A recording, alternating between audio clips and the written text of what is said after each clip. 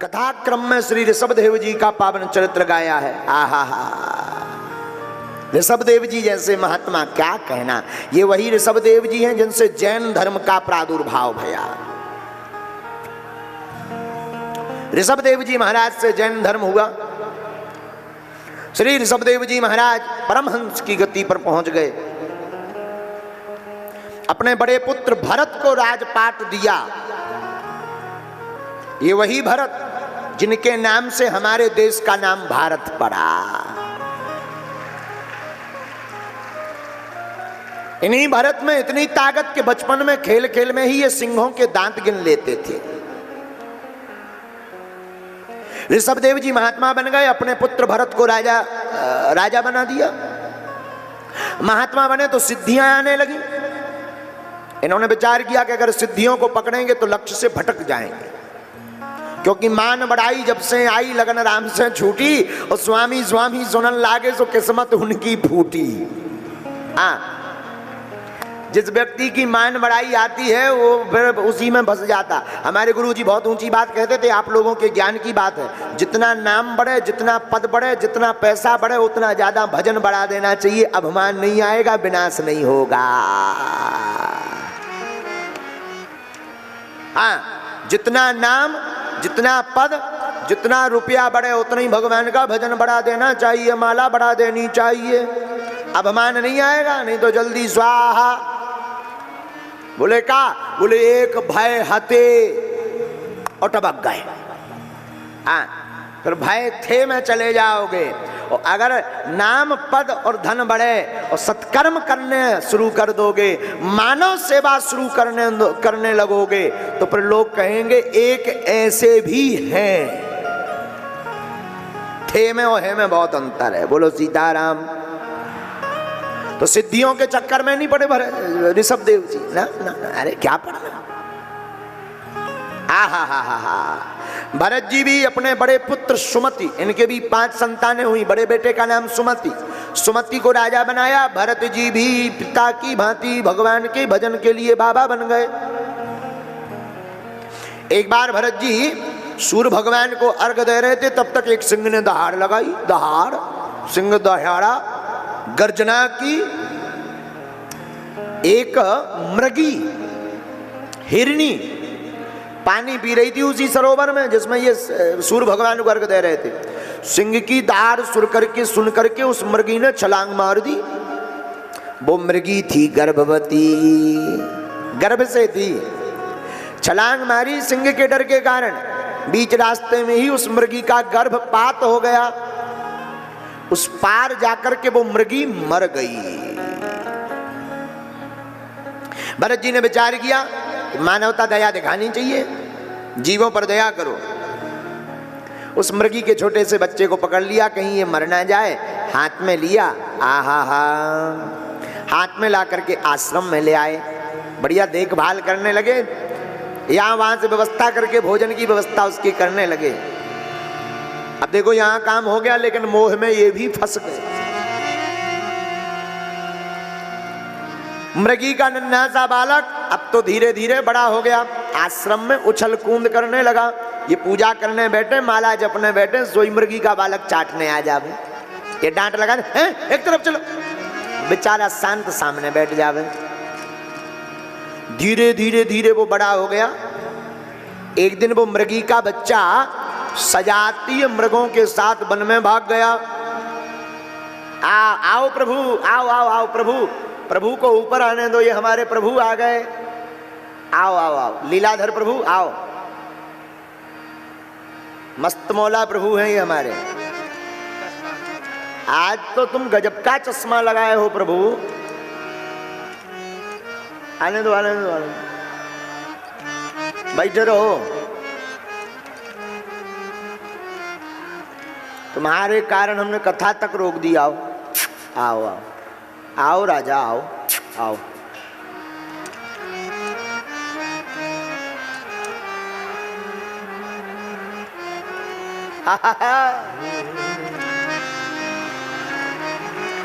प्रभु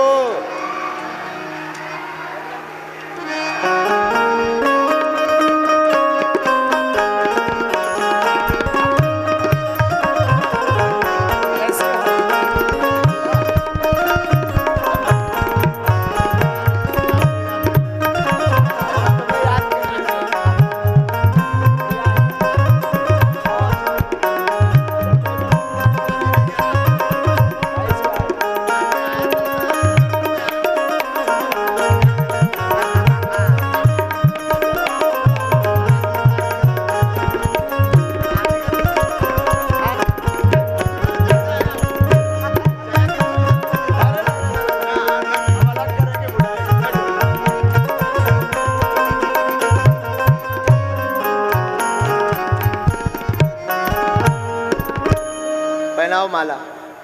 इनका नाम लीलाधर प्रभु है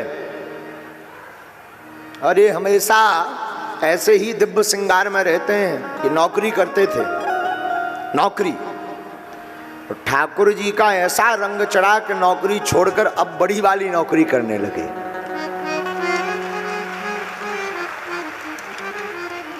और ऐसे ही ये दिव्य श्रृंगार कर, देखो क्या गजब का चश्मा वस्मा लगाए। नौकरी में ये ठाट बाट थोड़ी होते। और प्रभु एक बात और है, बागेश्वर धाम की कथा सिर्फ तुम्हारे लिए रुकती है, बाकी नौकरी वालों के लिए नहीं रुकती है। ओ, ये गजब के लीलाधर प्रभु। मेरे गुरुवर तेरी नौकरी सबसे बढ़िया है, सबसे खरी। ओ मेरे गुरुवर तेरी नौकरी सबसे बढ़िया है, सबसे खरी। मेरी तनख्वाह भी कुछ कम नहीं, कुछ मिले ना कोई कम नहीं। मेरी तनख्वाह भी कुछ कम नहीं, कुछ कम नहीं। मेरी तनख्वाह भी कुछ कम नहीं, कुछ मिले ना मिले कम नहीं।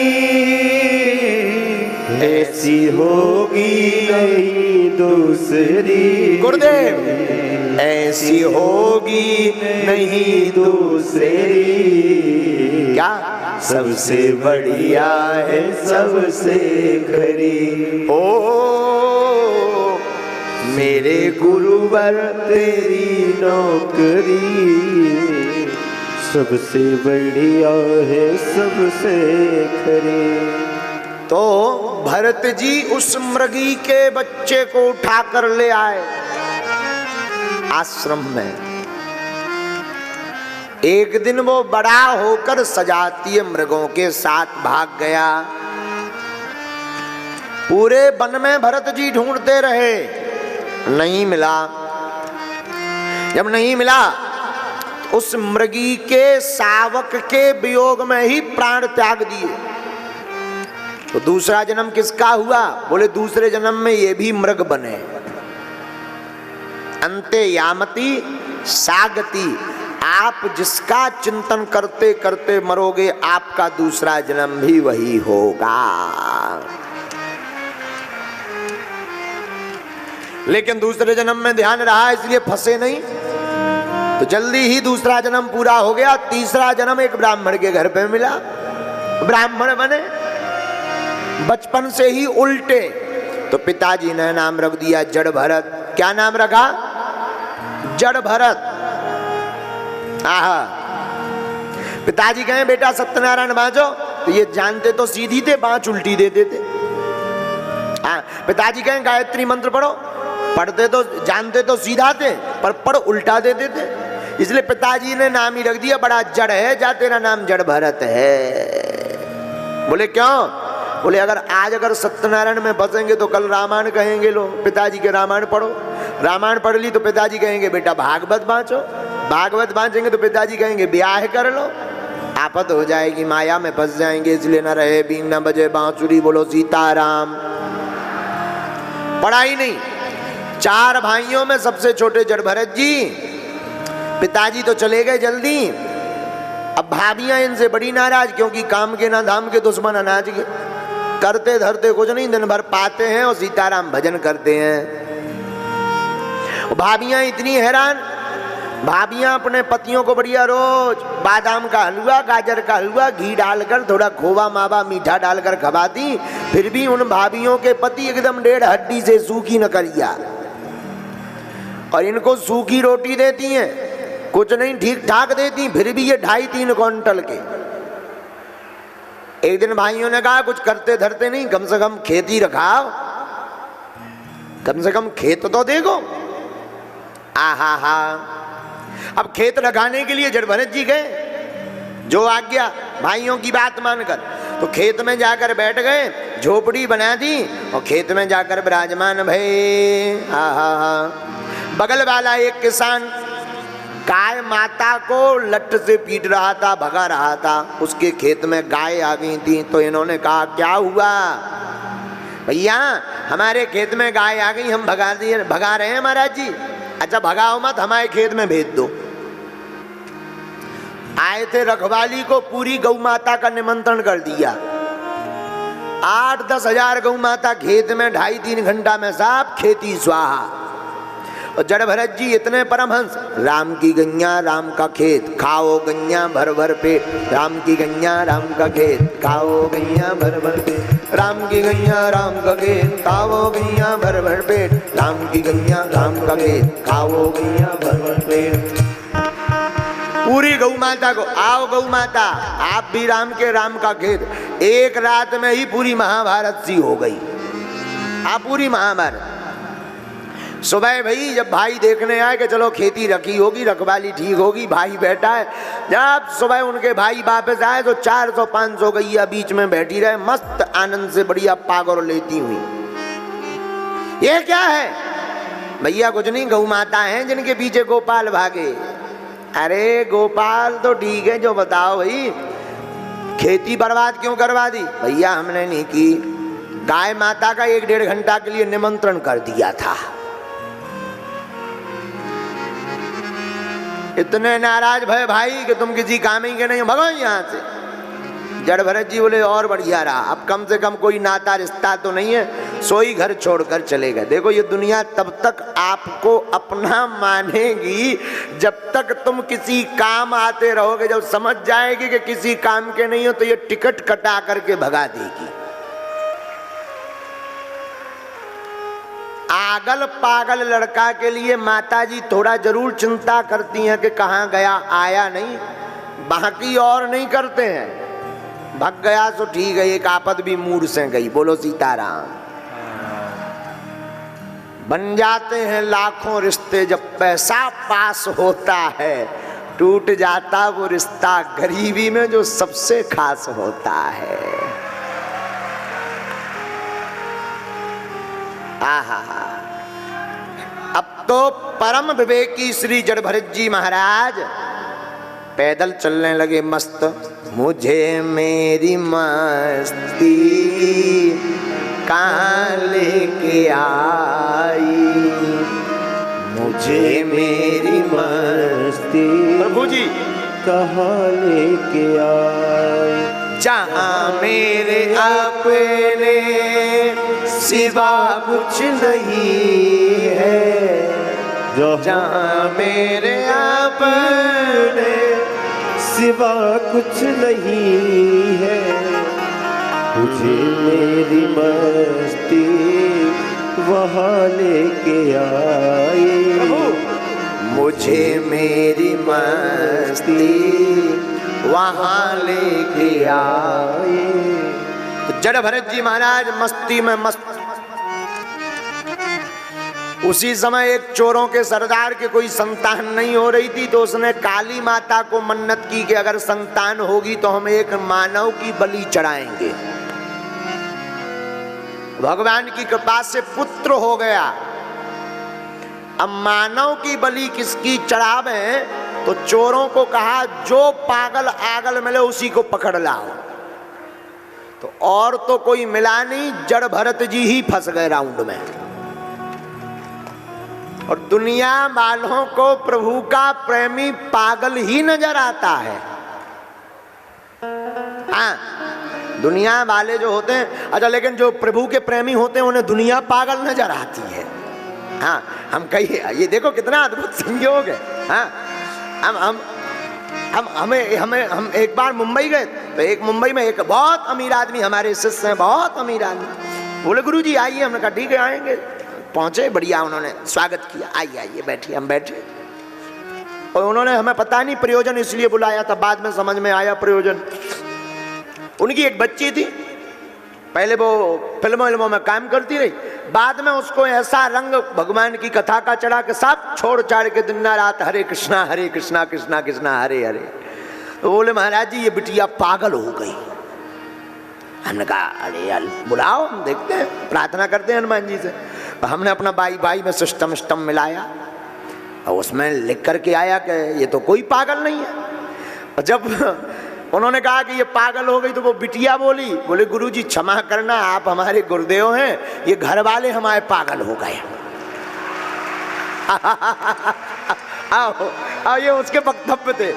हमने कहा मतलब हम समझे नहीं। बोले जब देखो हमारे पीछे पड़े रहते, अब हम पूजा ही तो कर रहे हैं, क्या कर रहे हैं, कहीं जा रहे हो, पार्टी कर रहे हो, विदेश जा रहे हो, कुछ उल्टा कर रहे हो, भगवान की भक्ति कर रहे हैं, ये पगले आ गए पीछे पड़े हमारे। और माता पिता क्या कह रहे थे, बोले गुरुजी हमारी बिटिया पागल हो गई। तो ये अद्भुत है यहाँ की स्थिति में, संसार की स्थिति में। संसार वालों को भगवान का भक्त पागल नजर आता है और भगवान के भक्त को दुनिया पागल नजर आती कि ये कितने पागल हैं, 2 कौड़ी की जिंदगी में ये 2 कौड़ी के लिए पूरी जिंदगी गवा रहे हैं। हम तो करोड़ों का मटेरियल भगवान कृष्ण को पा रहे हैं।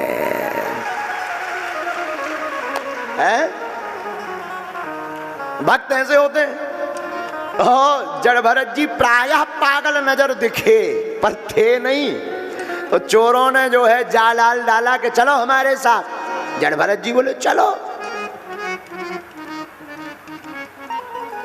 लिबा गए, बढ़िया चकाचक रबड़ी मालपुआ खवाया। तो जड़ भरत जी ने कहा कि बड़ा स्वागत हो रहा है, आज तक नहीं हुआ, घर में नहीं हुआ इतना तो स्वागत। और एक बात बड़ी वैदुष्य पूर्वक हम आपको निवेदन करें, भगवान के 2 मुख हैं। कितने मुख हैं? 2। कौन कौन? एक अग्नि मुख, दूसरा ब्राह्मण मुख।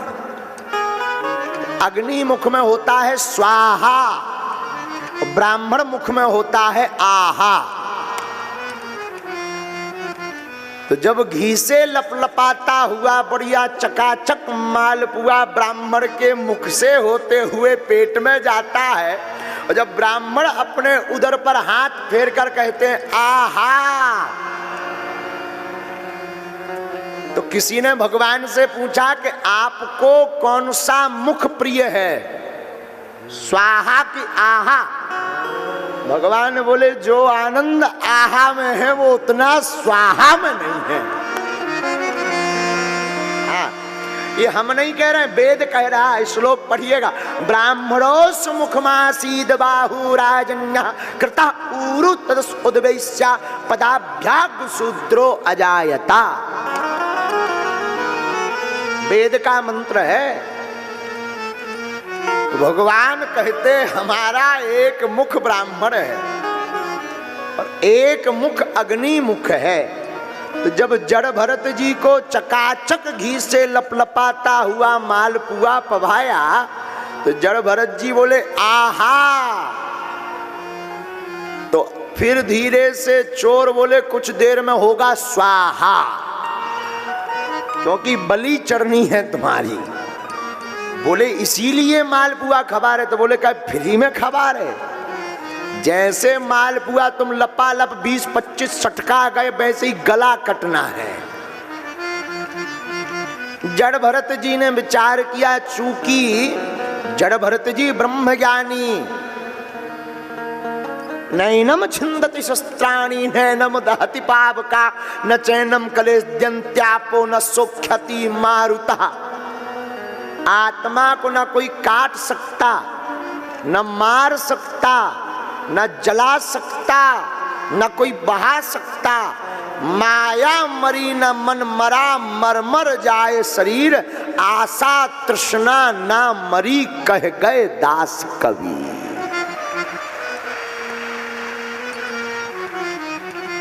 तो बोले हम तो मरेंगे नहीं, मरेगा तो शरीर। माँ भद्रकाली के मंदिर में जाकर गए, गर्दन में हल्दी वल्दी लगाई चोरों के सरदार ने, और तलवार कृपाण निकाल कर काटने के लिए माँ भद्रकाली का ध्यान किया ही कि माँ भद्रकाली ने विचार किया कि एक ब्रह्मज्ञानी की हत्या हमारे मंदिर में हो जाएगी तो बड़ा पाप लगेगा। फिर क्या, तत्क्षण भद्रकाली मैया मंदिर के अंदर प्रकट भई सहसोच्चाट, उच्चाटन करती हुई भगवती प्रकट भई और तलवार को चोरों के सरदार के हाथ से छुड़ाकर सब चोरों का वध कर डाला। मां भगवती अपने खप्पर को भर करके वरद हस्त के रूप में जड़भरत जी के सन्मुख प्रकट हो गई।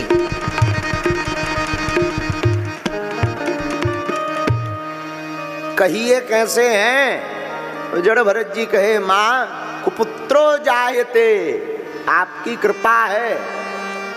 बस प्रणाम किया, ब्रह्मज्ञानी संत हैं। आगे राजा रहुगण को उपदेश दिया। इस कथा का आशय भागवताकार ने क्या कहा भागवत में? एक मृगा के संग ते भरत धरी मृग दे, तुलसी उनकी कौन गति जो घर घर करत सने। हैं? कितनी अच्छी बात लिखी। एक मृग के संग के कारण मृग का चिंतन करते करते भरत जी मरे तो दूसरा जन्म मृग का होना पड़ा। अब तुलसीदास जी कहते भैया अब उनकी क्या गति होगी जो घर घर इलू इलू कर रहे हैं, जो घर घर प्यार कर रहे हैं, उनकी क्या गति होगी? अरे बोले उनकी गति नहीं, उनकी दुर्गति होगी। गति नहीं, दुर्गति।